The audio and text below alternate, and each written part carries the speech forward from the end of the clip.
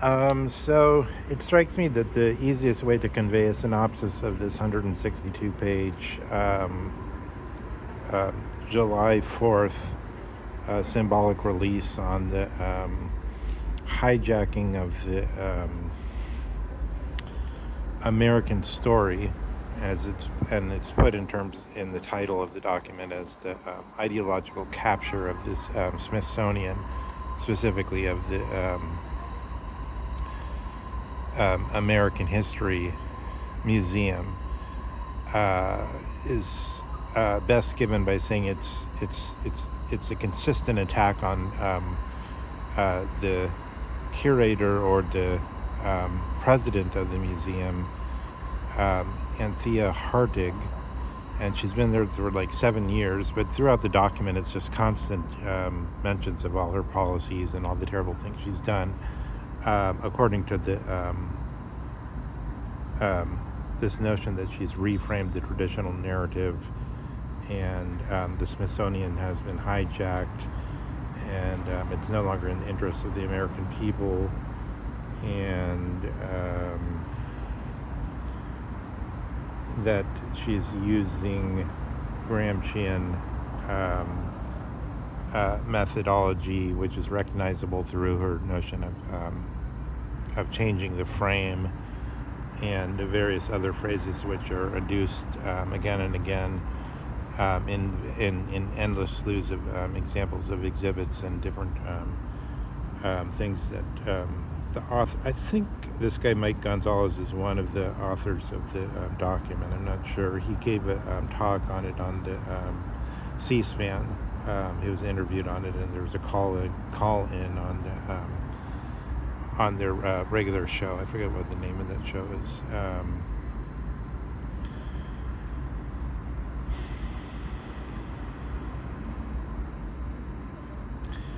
So at first I was thinking of this in terms of 1619 project versus 2025 project, which is part of it.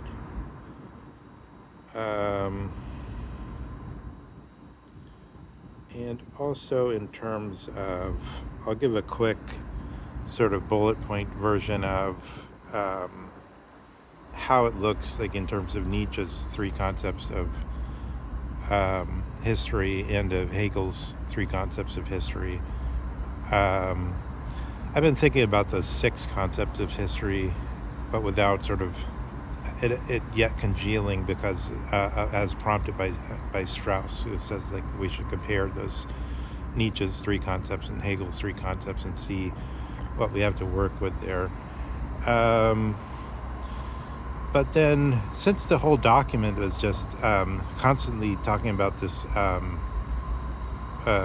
one Dr. Hardig, I went and sort of did a little dossier on her, and what it reveals to me is not so much a critical theory, sort of, even though, so like it seems that way, because kind of like she's part of the UC system.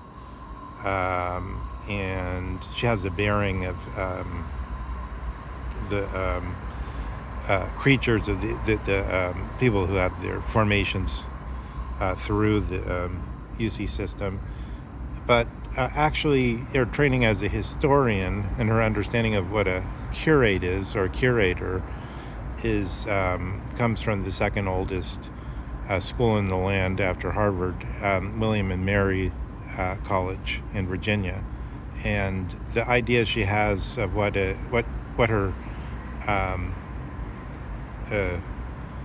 remit is that a curate is a kind of pastor. So like all the American colleges were originally formed on the notion for creation of pastors in the 17th century, the first ones. And then still in the 18th century.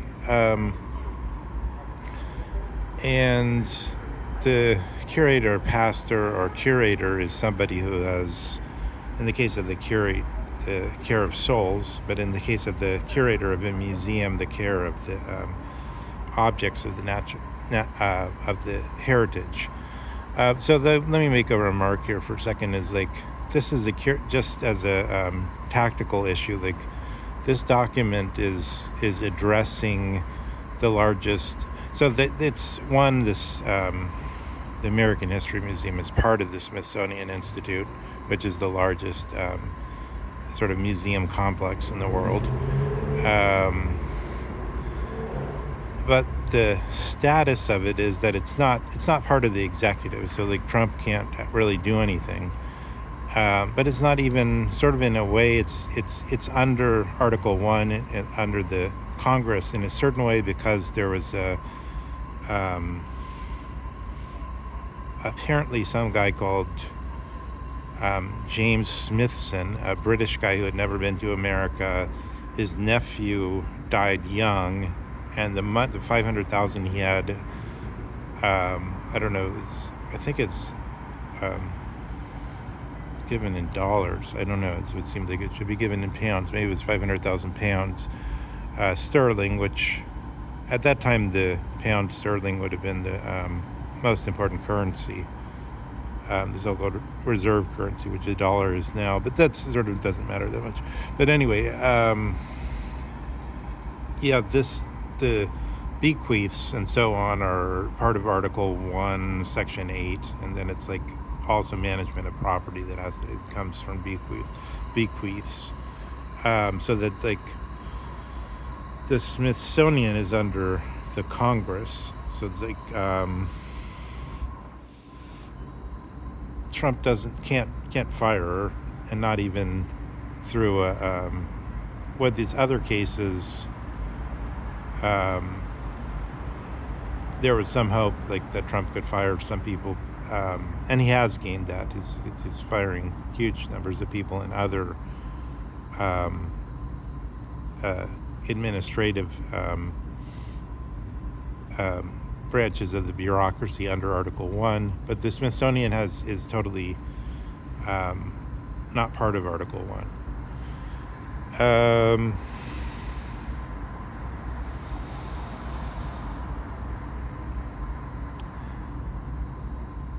Let's look at it from one point of view, as from a phrase, as they're pushing in their document the phrase e pluribus unum to mean the unity of America out of the plurality, and then to say this sort of critical approach of Hardik, and then they're giving like a lot of examples of stuff to do with illegal immigrants. And then they're saying this term illegal immigrant was already used of an Irishman in the New York Times more than 100 years ago who rode a bike across the border, and he was an illegal immigrant, and it's well established. I think the frequency was almost not, they didn't really use that term again until relatively more recently.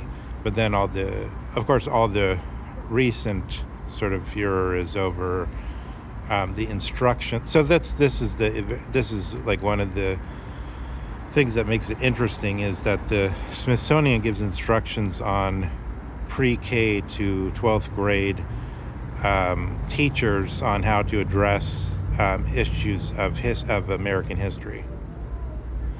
And one of the things they're telling them is don't say illegal immigrants, say undocumented.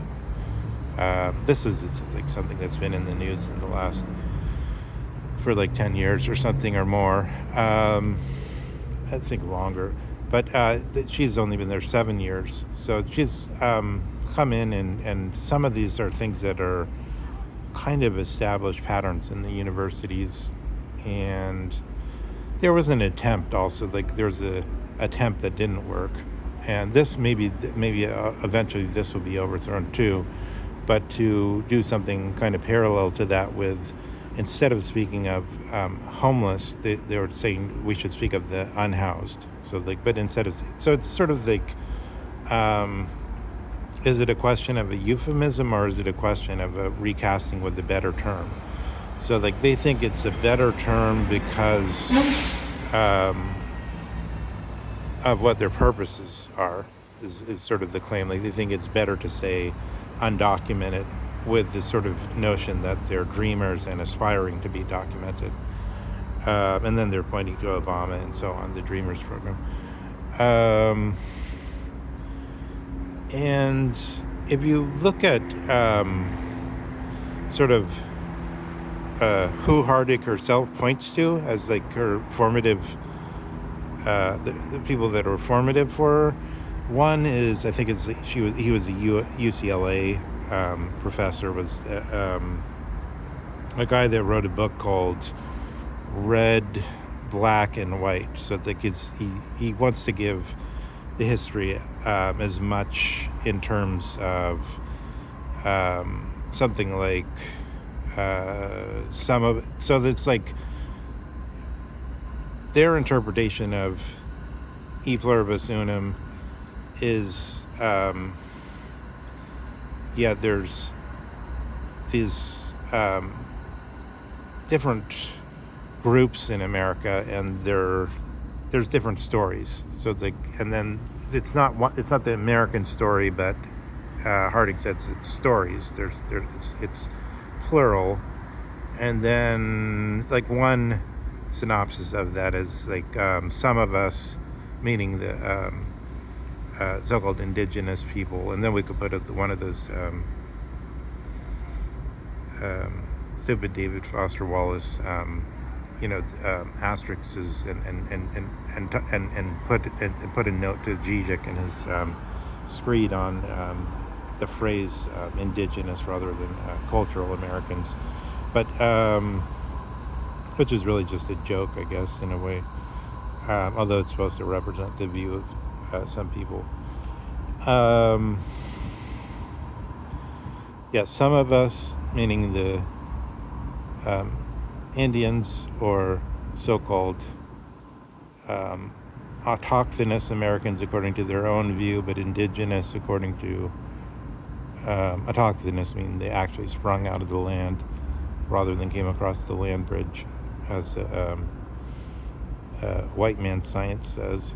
Although I'm sure there's plenty of people that are ethnically Native American, or however you want to call it, or embraced, or who are evolutionary, who have training in this evolutionary biology and migration and so on, and who endorse that. But in any case, according to some of the actual tribal leaders, there was no land bridge. And then also there's these things about there's all kinds of different disputes once if you say that, but just to give a flavor of the type of history they're doing, all this as it becomes extraneous. They're just saying like America is made up of these different groups. So some of us were here already, some of us were brought over, some of us came of our own accord, some of us due to the expansion were then the border jumped over them or whatever. So it's like that could include also Mexicans, right? And this attitude doesn't have anything. It's sort of like on the face of it, this attitude doesn't have anything sort of Marxian, Gramscian in it. So per se, it just says like, this is what happened, but now let's include this. This is more grist for the mill of history. But how are we what kind of flour are we gonna make out of it? And what exactly is the machinery of the mill of history? These kind of questions are raised. So in this American History Museum, which is informing our pre-K through 12th grade history teachers. But that seems like within the realm of being sort of construed as a nonpartisan approach, because that's just, it's speaking sort of the most straightforwardly, that's just sort of part of what happened. And it's sort of, nobody is saying on either side that it should be denied. But what are the people that are annoyed with this so-called ideological capture saying? One is the part about promoting the certain aspects, and especially its negative that the founders be put in a negative light, and that it's mentioned. Everything in the 1619 project, for instance, is brought out, and like if what was Jefferson was slaveholder, what are the business dealings, are there sort of like perversities that children are being exposed to in these exhibits, sexual perversities, what kind of person is it that we have in charge of these institutions, and also our education. This kind of issue is coming out. Let me look at my notes for a second.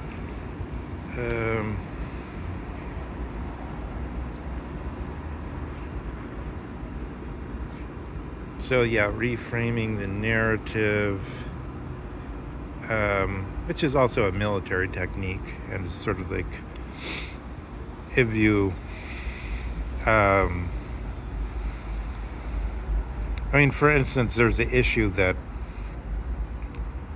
of the female genital mutilation issue. So like that was the issue of a change of reframing through a change of phrase. So people used to say in Africa, of certain cultures that had this practice, and the old women thought it was a good practice, and they would trot out people to show that the tribal people actually thought it was a good practice. But then Americans of both both conservatives and Democrats or progressives decided that what they were calling female circumcision, which sounded fine,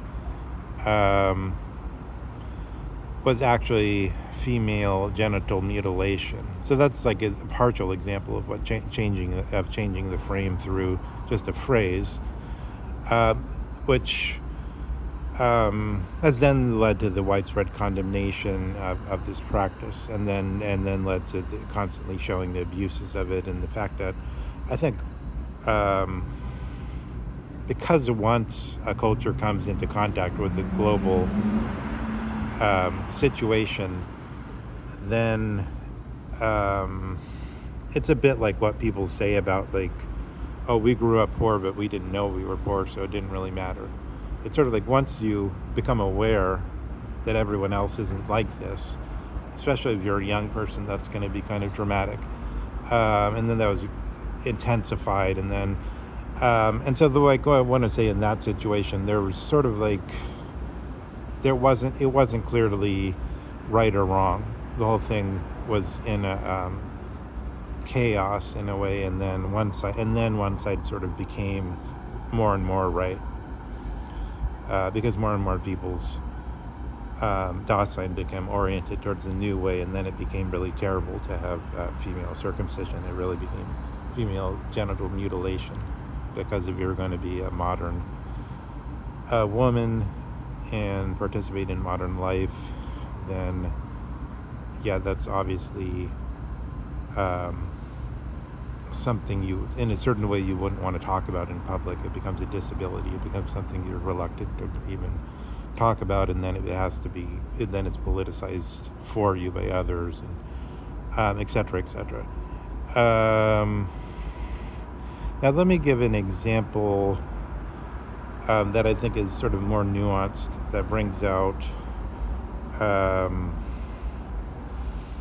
I think more on the hard side, I guess, but it shows kind of de facto what the historian has to think about. Is one example is Benjamin Franklin.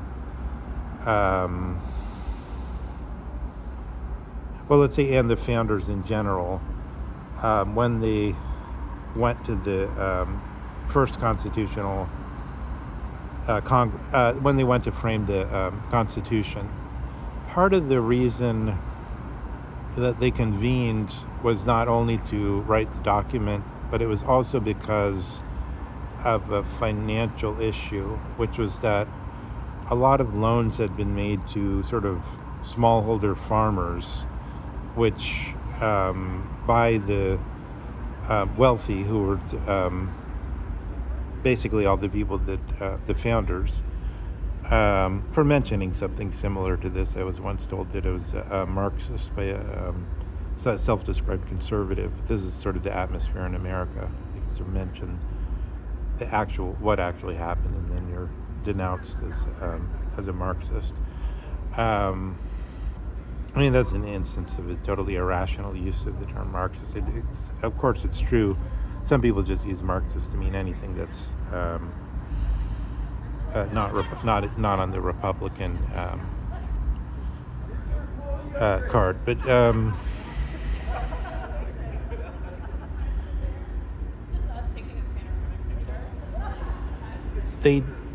The founders were largely interested in this loan issue when they went to frame the Constitution, because states were forgiving these loans, which meant in practice that businessmen were getting decimated.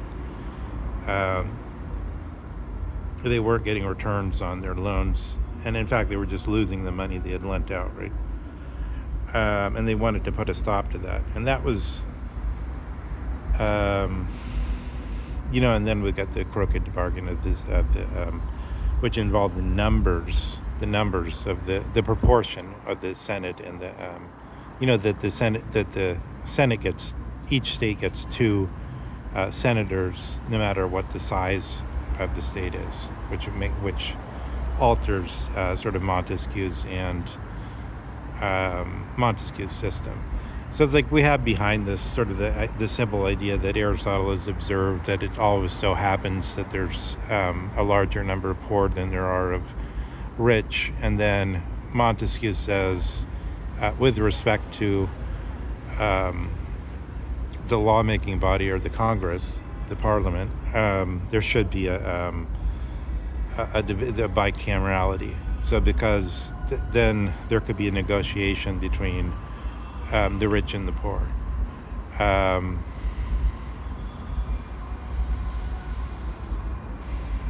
Americans always state this as that the Senate exists for the sake of the high quality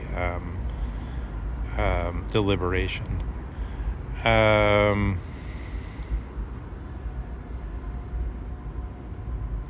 But it surely exists for the sake of the fact that there's supposed to be a mixed system between the democratic and the aristocratic system. But here's where there's an extra wrinkle. Is for Montesquieu, he assumed something like actual aristocrats. So the meaning of that is if you're in the 19th century, or Montesquieu's 18th century, but if you're in I guess the founders, we're talking about the 18th century here. In the 18th century, the difference between labor and leisure was like, if you're laboring, that means you might have a small homestead, and you're really doing actual farm labor, and you don't have time to study stuff. Only the aristocrats have the so-called leisure to do schola, meaning school, to study stuff. So in a way, the high quality deliberation thing is true in the sense that, or as a purpose, that we're supposed to have aristocrats which have a lot of leisure, and therefore, like Montesquieu, they would spend a lot of time, or like Francis Bacon, they would spend a lot of time in study, which nobody else could do because they're laboring to keep their farm going or whatever. And hardly at all to do wage labor work like everyone does today, or almost everyone.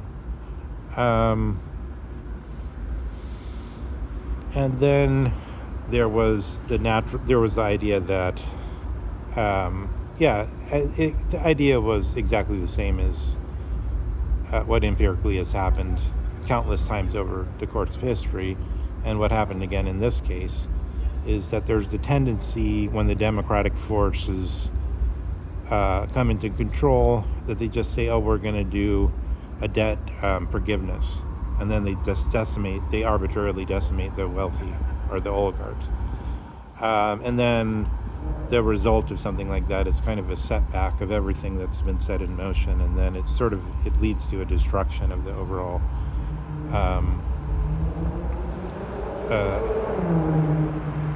country, because it's like sort of like a question: do you want only a lot of small homesteaders and that's it, or do you want also some factories and some business, some commerce, and some sea lanes where stuff is coming in from the rest of the earth? You'd probably want both, because you could have your Sears later on. You could have your Sears catalog out on your homestead, right? In the time of the John Wayne movies, Civil War type of time.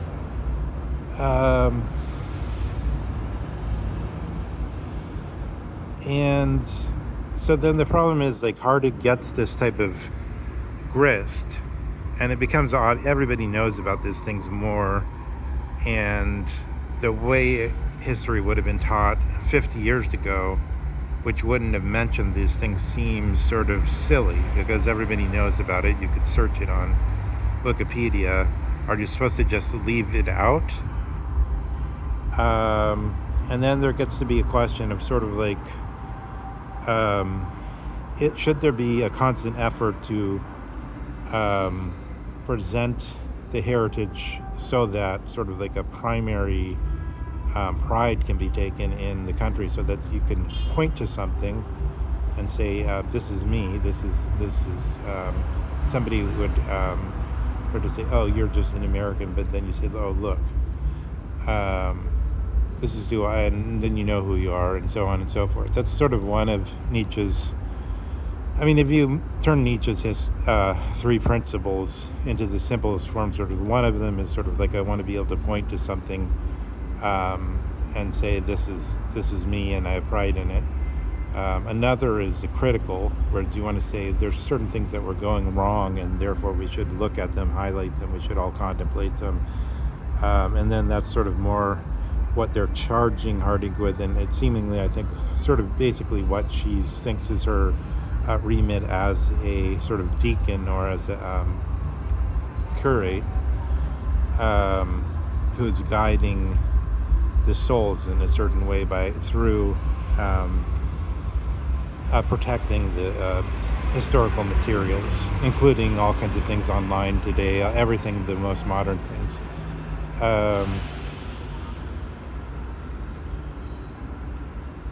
So I'll include, I try to include this link to this Mike Gonzalez thing. He's arguing, saying one thing he says is like, it's not actually Trump. Like, he already had this view. A lot of people already had this view that people were going in the wrong direction in the presentation of the American heritage. And let's see. Yeah, and then he's sort of producing this kind of slogan like, is it led by scholarship or activism? But that's sort of just a cheap slogan, because everybody says, if the opponent's doing it, you call it activism. And if you're doing it, you say it's just the right way to do it. As with all the Supreme Court decisions.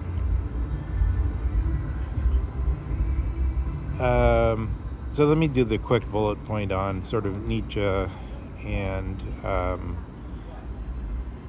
it doesn't do it justice, but I think it's like sort of, at least it sets up a little bit of, this is another point they're making, like, the Western version is everything should be orderly, but then like, since America is made up of all these different voices and different stories, not all of them really have the same Western scientific version of order and progress or anything like that, so they don't regard it this way. But that's to give us sort of like a little order, in a way, this word appealing, even though Nietzsche is supposed to be the most orderly or non-systematic thinker. Nonetheless, he gives these three forms which seem to be in a way comprehensive and then sort of like giving principles that you could deduce the whole everything from in a certain way.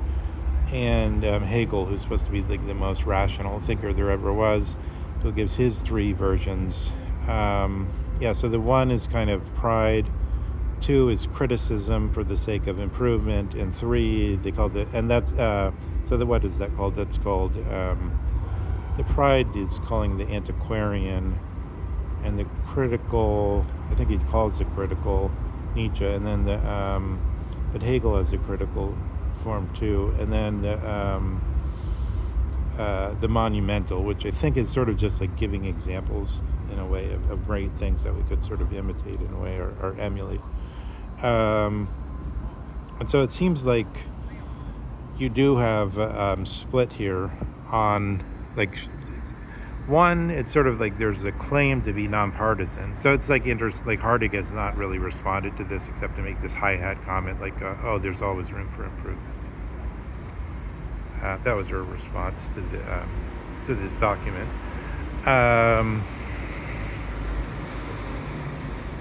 But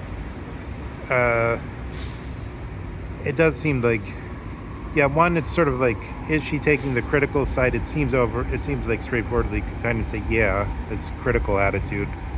And in fact, even her sort of high-added dismissal sort of signals her actual attitude towards American history. There's always room for improvement. And as the curate of the Americans, as the pastor, I'm going to be a civic pastor in this regard and try to create the unity in this way.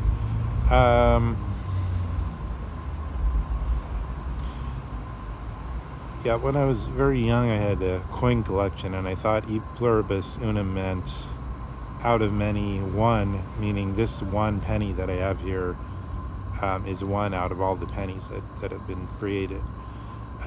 Which goes to show that I think sometimes Kristen Stewart's manner of saying everybody must interpret on their own. You're compelled to. You're merely forced to be an idiot and have your own interpretation. I think sometimes that's wrong because, like, I'm glad that I was able to learn the actual interpretation, even though I still think my interpretation is interesting. But my interpretation was in fact simply wrong, in the sense that the reason that e pluribus unum is on the coin is in order to say unity out of the plurality. There could be a unity, and this unity is the mystical unity of the Americans. So like we get a lot of this talk of the imaginary communities, and people say, oh, the people or each individual or the real thing. But the point of the mystical unity of e pluribus unum is that if there are some ideas and actual history, if we're Americans and then we have one history, although many voices, many histories, but in some sense it's all American, then everybody is part of this mystical unity of learning this, of being part of the American history. And then we have to learn what it is, and we know what it is, and preserve it, and so on. So we actually sometimes you actually want to know the real interpretation instead of just lead people to the misery of their own imbecility or whatever, to make up their own and have their own experience. Sometimes we want to bring people into the unity of understanding of some matters, and with art, with objects of art as well, such as the interpretation of the plays of Ibsen as against those of Strindberg, which were evolved upon this sort of like duty to pugilistically come to the solution on the social questions through art.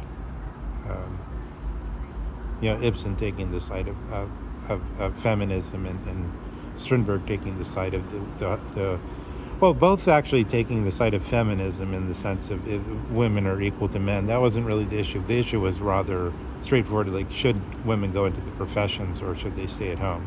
And then Strindberg wrote his parentheses play the stronger, in which he argues that the woman that stays at home is actually is actually the choice that an autonomous woman would make. Although his own wife, I think, left him and he died in insanity. But in any case, let's look at the three. Let's just remember the three Hegel versions of history quickly, because I just think it's interesting that they sort of overlap, and that Hegel thinks the history is either you're there, you experience it, and then you sort of give a report of what you experienced, the direct history, or there's this academic, or as it were, critical history, which means you weren't actually there, but then you sort of there's a book, I think the guy wrote a book on the American concepts, so that you have different concepts like freedom, liberty, but interpreted in the standard American ways. And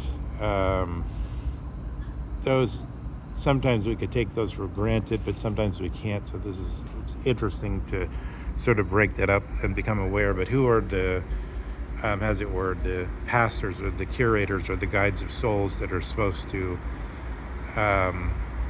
decide what the right way to interpret these things are, and can the historians, I mean, I don't know, just practically the historians can't really consult the current political standard because there's multiple parties there's at least two different versions, right?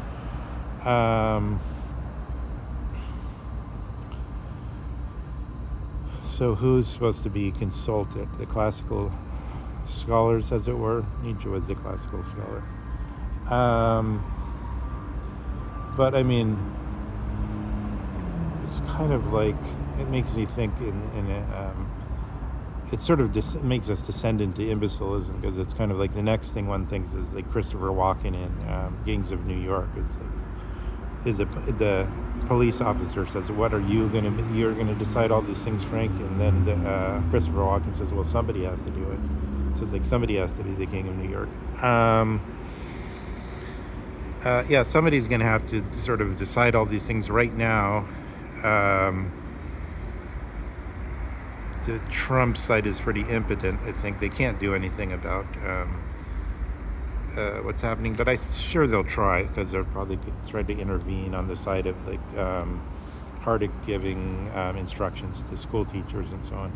But I'm not sure what the sort of sequel will be to this, but it's part of this ongoing issue. And then the third thing of Hegel is the philosophic version of history. And then we would sort of get to Gramsci and Marx in a way. But then it all depends, because it's like the way they're trying to frame it is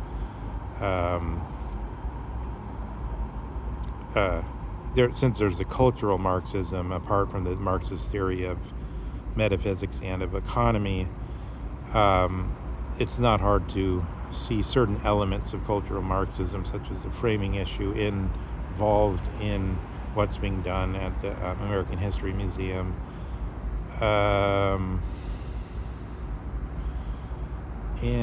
in general, I think, yeah, so the document is very tedious, and